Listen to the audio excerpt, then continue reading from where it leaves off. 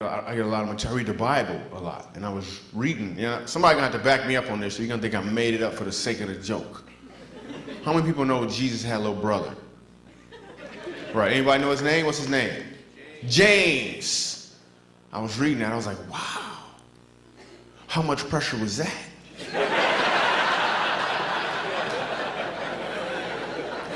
Jesus, your big brother?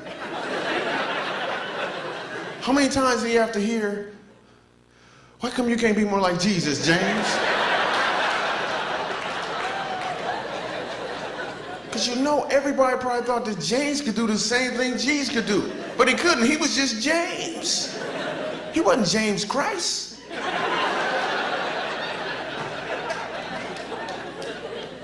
Remember the wedding banquet? Right? Jesus turned water into wine. Right? It was delicious. Everybody was amazed by it. Right? But this is a little side note. What you might not know is what they used, right?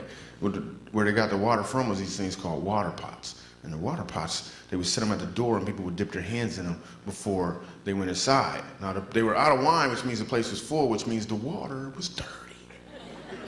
So he took some dirty water, made it clean and acceptable, and it was the best at the banquet, which is exactly what he does for us. But I'm thinking about James.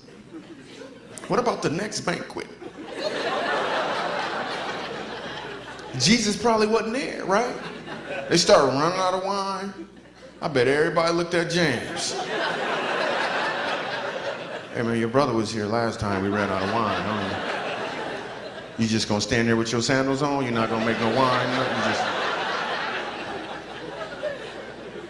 And you know how little brothers are. I'm sure everywhere Jesus went, James followed him. That's what little brothers do. If Jesus went there, so did James. I bet one time, James almost drowned.